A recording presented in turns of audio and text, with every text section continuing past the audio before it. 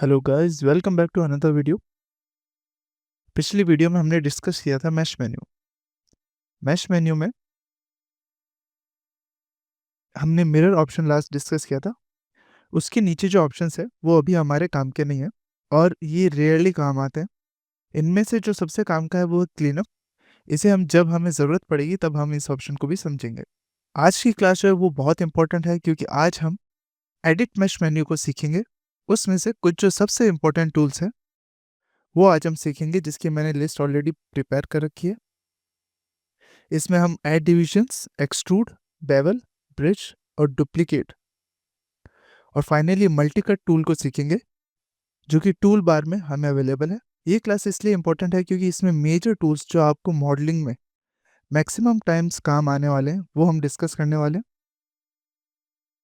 तो let's get started. तो edit mash में सबसे पहले हम देख लेते हैं ऐड डिविजन्स मेन्यू को। ऐड डिविजन्स नाम से पता चल रहा है किसी भी मैश में हमें अगर डिवीजन काउंट्स को बढ़ाना है तो हम इसे यूज़ कर सकते हैं।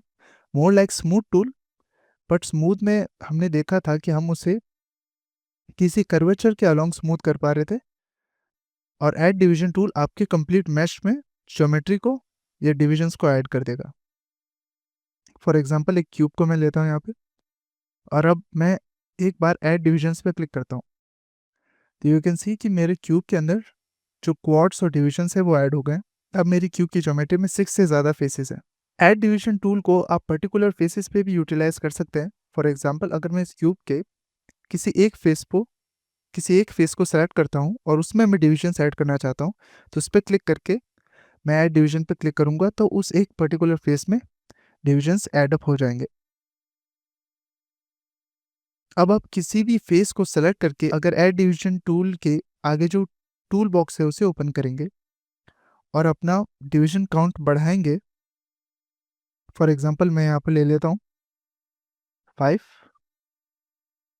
और ऐड डिविजन्स पे क्लिक करता हूँ तो यू कैन सी कि यहाँ पर मेरे जो सब डिविजन्स हैं इस साइड के वो 5 टाइम्स हो गए टोटल क्यूब के डिविजन्स के कंपैरिजन में।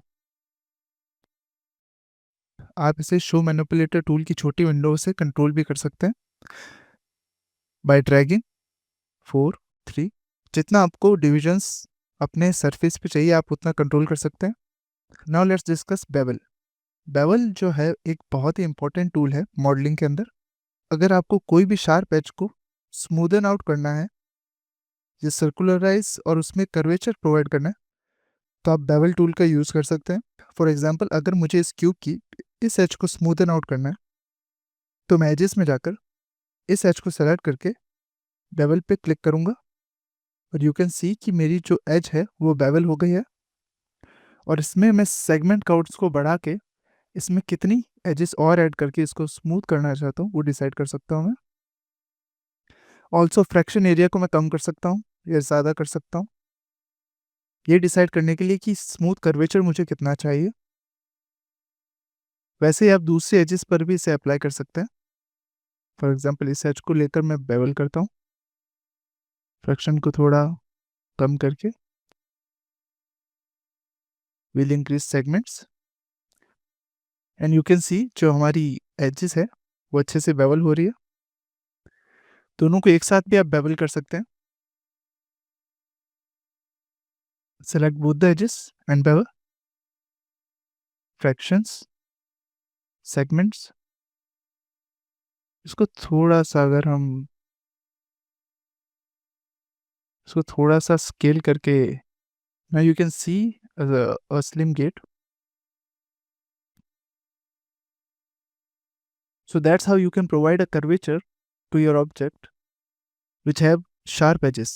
किसी भी ऑब्जेक्ट में अगर आपके पास शार्प एजेस है तो उसमें आप कर्वेचर कैसे ऐड कर सकते हैं या आप उसको थोड़ा सर्कुलर टाइप में कैसे बना सकते हैं वो आप बेवल टूल को यूज़ करके कर सकते हैं। इसका हम एक और एग्जांपल देख लेते हैं।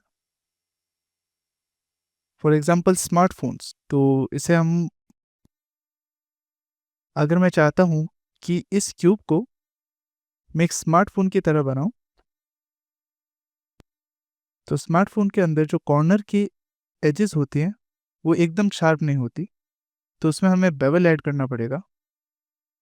तो एच टूल पे मैं जाता हूँ I'll select this edge, ये वाली edge, ये वाली edge और finally ये वाली edge. And bevel. Add segments. Fraction को कंट्रोल करके थोड़ा कम. अब देख सकते हैं हमारे पास एक स्मार्टफोन की जो आउटर बॉडी है उतना बहुत इजीली हमने बेवल टूल को यूज करके ही बना लिया है. ऑब्जेक्ट मोड, इसमें हम और भी बस बेवल टूल को यूज करके चीजें ऐड कर सकते हैं. मैं एक और क्यूब लेता हूँ.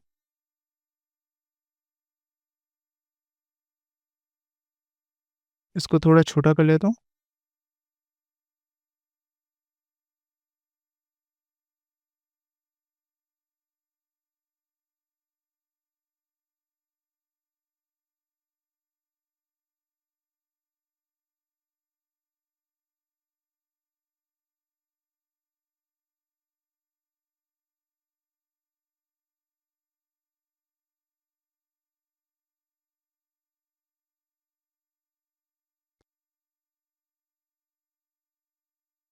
You can see how easy it is to even create a button. Bevel tool को यूज करके again select all the 4 sides जो आपको बेवल करनी है.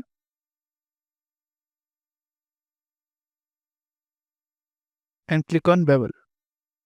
एक बार क्लिक करने के बाद आप सेगमेंट बढ़ा दीजिए और फ्रैक्शन को आप कंट्रोल कर लीजिए. यू कैन सी सिंपली आप एक स्मार्टफोन के अंदर अपना बटन ऐड कर सकते हैं छोटा सा, just like this.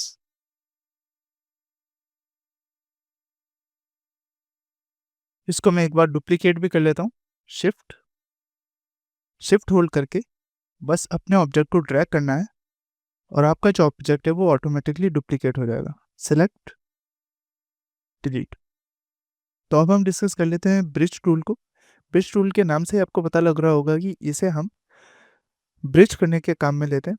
But exactly हम इससे क्या ब्रिज करने वाले हैं? तो हम इससे ब्रिज करने वाले हैं 2 फेसेस को. फॉर एग्जाम्पल मैं क्यूब ले लेता हूँ. इस क्यूब को मैं यहाँ पर डुप्लीकेट कर लेता हूँ. अब मैं इस क्यूब के कुछ फेसेस को रिमूव कर देता हूँ. Delete, delete. अब इन दोनों क्यूब के बीच में एक बड़ा गैप बन गया है. अगर मुझे इस गैप को ब्रिज करना है तो मैं सिंपली एज मोड में जाकर इस एज को सेलेक्ट करूंगा और इस एज को सेलेक्ट करूंगा और हिट करूंगा ब्रिज पे. अब यहाँ पर नीचे एरर हमें दिखाई दे रहा है कि ये जो चीज़ है ये मल्टीपल ऑब्जेक्ट्स पे वर्क नहीं करती.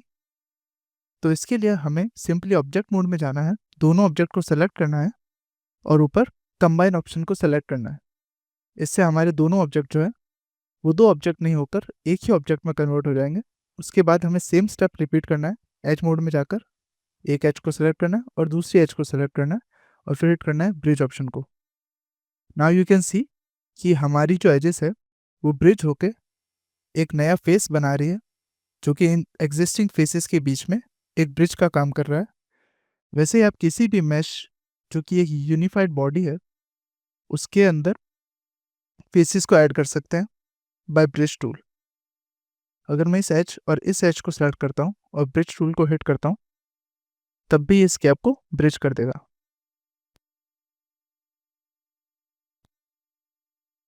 अच्छा, अब अगर मैं ब्रिज टूल को इन दोनों एजेस पे यूज करता हूँ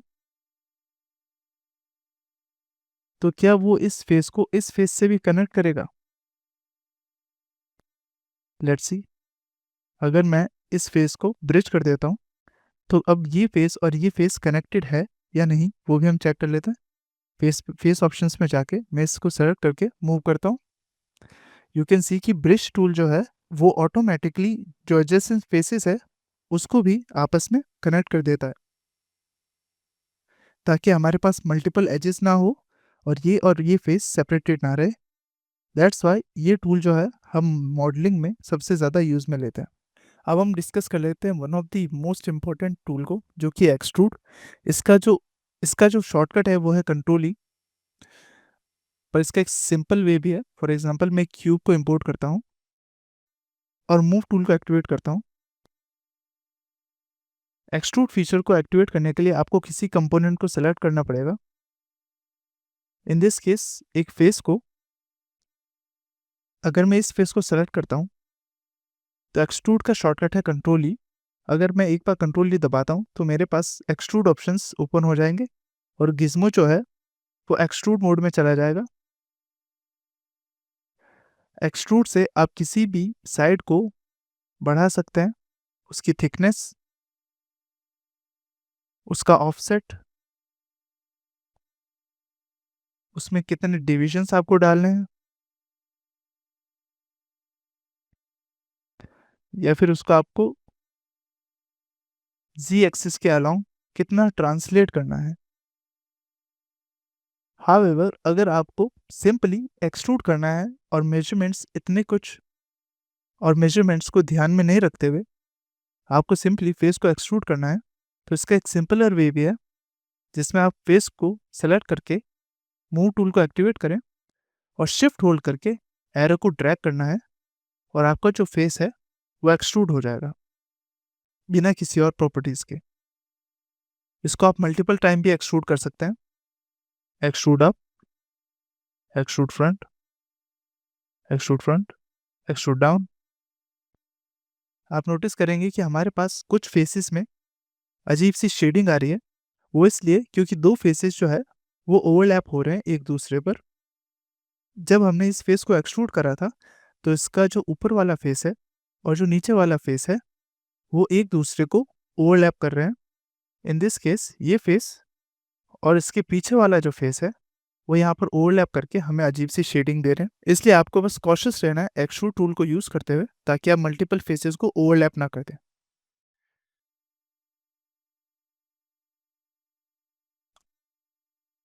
अब एक्सट्रूड टूल आपको किसी भी ऑब्जेक्ट की एजेस को बाहर एक्सट्रूड करने की जगह उसे अंदर की साइड यानी इंट्रूड करने में भी हेल्प करेगा। फॉर एग्जांपल मैं इसी फेस को वापस सेलेक्ट करता हूँ, कंट्रोल ई प्रेस करके इसमें थोड़ा सा ऑफसेट देता हूँ और वापस कंट्रोल ई प्रेस करके इसकी थिकनेस को मैं डिक्रीज कर देता हूँ। तो यू कैन सी कि मैंने एक्सट्रूड टूल से सरफेस के अंदर ही कैविटी बना के कुछ नए फेसेस बना दिए हैं, बस थिकनेस को माइनस करके और कंट्रोल ई वापस प्रेस करके। इसी अंदर वाले फेस को जो अभी भी सिलेक्टेड है वापस कंट्रोल ई दबा के इसका ऑफसेट फिर से चेंज करूं और वापस कंट्रोल ई दबा के इसकी थिकनेस को बढ़ा दूं, तो यू कैन सी कि मेरा जो फेस है वो वापस बाहर की तरफ एक्सट्रूड हो रहा है बाय पुटिंग द थिकनेस। अगर आप थिकनेस को नेगेटिव में कर देते हैं।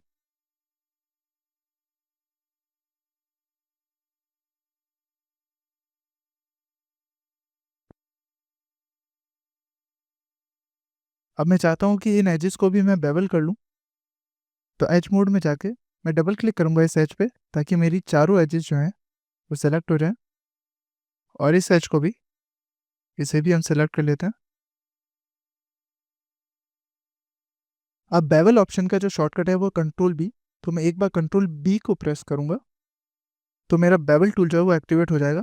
इसमें फ्रैक्शन को थोड़ा सा कम कर लेता हूँ और सेगमेंट्स को बढ़ा के थोड़ी इसमें स्मूथिंग दे देता हूँ। ऑब्जेक्ट मोड, आप देख सकते हैं कि हमारी एजेस जो है वो एकदम स्मूथ और रियलिस्टिक लग रही है। अगर आप देखेंगे कि कोई भी रियल लाइफ ऑब्जेक्ट है तो किसी भी ऑब्जेक्ट में शार्प एजेस का जो कॉन्सेप्ट है वो ऑलमोस्ट कभी भी एग्जिस्ट नहीं करता।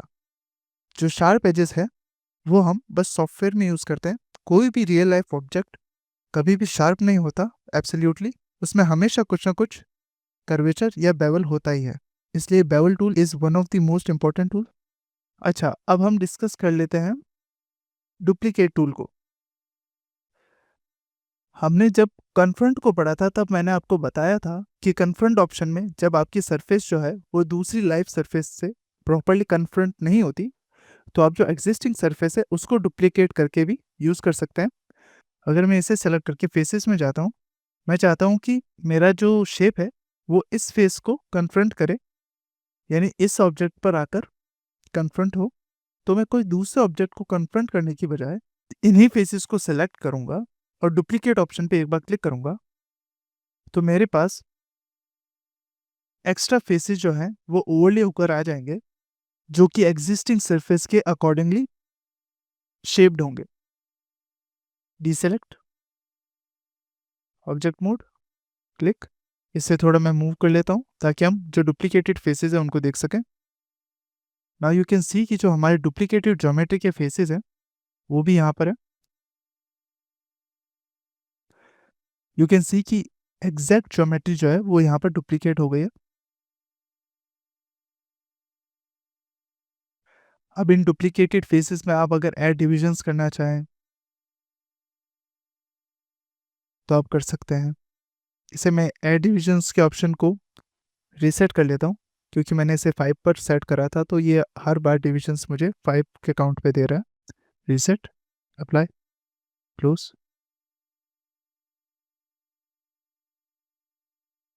तो ऐसे ही आप किसी भी फेसेस को डुप्लीकेट करके एक्सट्रैक्ट कर सकते हैं। Now let's discuss multi cut tool. Edit mesh menu को मैं अभी के लिए बंद कर देता हूँ, इसे हम एलैबोरेटिवली सीखेंगे इस क्लास के बाद में। Let's see multi cut tool क्या काम आता है। उसके लिए मैं व्यू पोर्ट में एक स्फीयर ले लेता हूँ, डब्ल्यू, मूव। अब अगर मैं मल्टी कट टूल को सिलेक्ट करता हूँ और लेफ्ट क्लिक होल्ड करके ड्रैग करता हूँ अक्रॉस द स्फीयर, तो ये मुझे एक एज पूरे स्फीयर के अराउंड बनाकर दे देगा, जो कि इसमें एक कट की तरह काम करेगी। So basically multi cut tool आपके ऑब्जेक्ट के फेसेस पे वर्टिसेस को इम्प्लांट करके एक नई एज बनाता है, जो कि आपके ऑब्जेक्ट के किसी भी फेस पर एक नई एज बनाने की आपको फ्रीडम देता है। ये टूल बहुत ही ज़्यादा यूजफुल है when you are modelling. For example object mode, press Q, move. Q default tool में जाने के लिए एजिस, और आप इस पूरी एज को डबल क्लिक करके सेलेक्ट कर सकते हैं। अगर मैं एडिट मेन्यू से फॉर एग्जांपल डिटैच को यूज़ करता हूँ, एक बार डिटैच पे क्लिक करने पर यू कैन सी ये जो एज है, इस एज ने इन दोनों शेप्स को डिटैच कर दिया। ऑब्जेक्ट मोड, अभी के लिए ये दोनों टूल्स आपस में जुड़े हुए हैं, बट अगर मैं मैश में जाकर सेपरेट को यूज़ करता हूँ तो यू कैन सी कि ये दोनों टूल्स जो है वो सेपरेट हो गए हैं। तो मल्टी कट टूल का आप बहुत ही डिफरेंट तरीके से यूज़ भी कर सकते हैं। ये उसका बहुत सारे यूजेस में से एक है। डिटैच टूल को भी मैं अगली क्लास में एलेबोरेटिवली एक्सप्लेन करूंगा। इस क्लास के लिए I gave you a small example कि मल्टी कट टूल में डिटैच टूल को आप कैसे यूज़ कर सकते हैं एडिट मैश मेन्यू से। Delete. Now let's import a cube. वापस से मैं मल्टी कट टूल को सिलेक्ट कर लेता हूँ।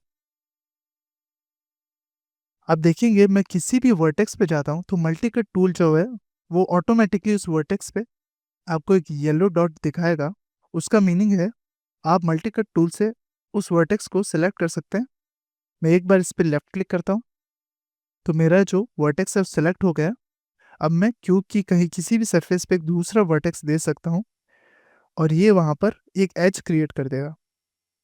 इसको आप कंटिन्यूसली क्लिक करके कंटिन्यू कर सकते हैं। Alt rotate, click, click, click, click.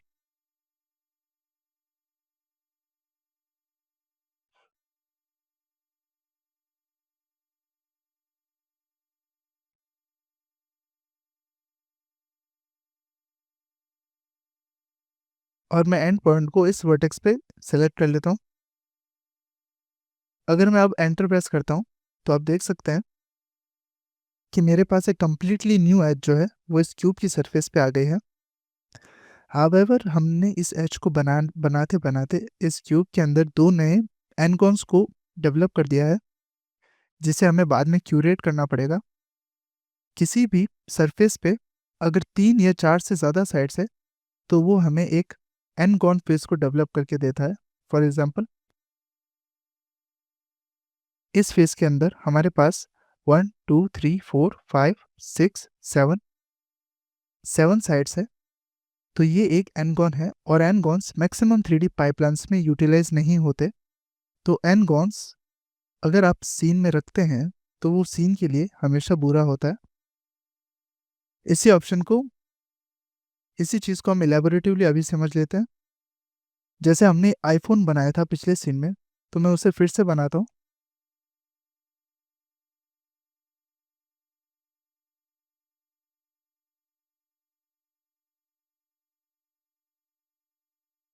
As mode 4,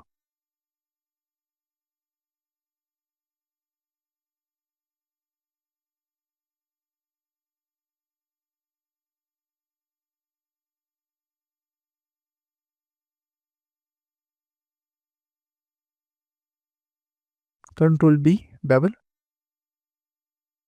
fractions को कम करेंगे, सेगमेंट्स को मैं इंक्रीज कर देता हूँ। ऑब्जेक्ट मोड, शेडिंग मोड को ऑन करने के लिए 5। आप देख सकते हैं कि हमारे आईफोन में भी एक बड़ा सा एनगॉन हमें आगे और पीछे की साइड में मिल रहा है, और साइड में जो है एक कंप्लीट क्वाड ज्योमेट्री, साइड में जो है एक कंप्लीट क्वाड ज्योमेट्री देखने को मिल रही है। तो इसी चीज़ को क्योर करने के लिए हम मल्टी कट टूल का यूज़ कर सकते हैं। तो इस एनगॉन में बहुत सारी साइड्स है और इसी को सही करने के लिए हम मल्टी कट टूल का यूज़ कर सकते हैं।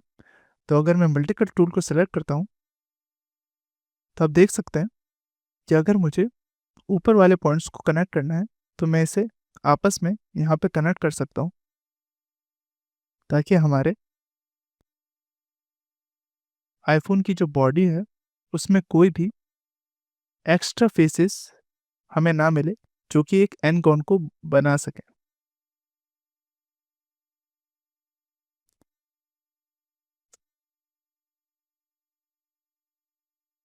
तो इसी तरह से आप मल्टी कट टूल को यूज़ कर सकते हैं वर्टेक्स से इसको आपस में कनेक्ट करने के लिए, ताकि आपका जो मैश है उसमें मिनिमम एनगॉन्स हो और मैक्सिमम क्वाड्रिलेटरल्स और ट्रायंगुलर ज्योमेट्री हो। अब किसी भी फेस को ट्रायंगुलेट करने के लिए हमने पहले भी सीखा था कि आप सिंपली फेस को सेलेक्ट करके मैश मेन्यू में जाके ट्रायंगुलेट ऑप्शन को भी चूज कर सकते हैं, और ये भी मैक्सिमम केसेस में वर्क करेगा। आप देख सकते हैं यहाँ पर जो एजेस है वो बहुत ही ज़्यादा क्लोज आ गई है और मैश बहुत डेंस हो गया है। तो क्या ये यूटिलाइज नहीं हो सकता पाइपलाइन में? एब्सोल्युटली ये यूटिलाइज हो सकता है। बट जब आप अपना प्रोजेक्ट प्रेजेंट करेंगे और कोई आपके प्रोजेक्ट को देखेगा तो सोचेंगे कि आपने जो काम किया है वो बहुत रेकलेस है और आप ज्योमेट्री को कंजर्व नहीं कर रहे हैं। आप इजीली ज्योमेट्री को स्प्रेड आउट कर सकते थे और एजेस को मेंटेन कर सकते थे, ताकि इसमें लेटर स्टेजेस में शेडिंग के इश्यूज ना हो। बट क्या ये फिजिबल है एक शॉर्ट पाइपलाइन या डायरेक्ट कमर्शियल के लिए? तो आप इस ऑप्शन को भी यूटिलाइज कर सकते हैं। तो इस क्लास के लिए इतना ही। See you guys in the next video.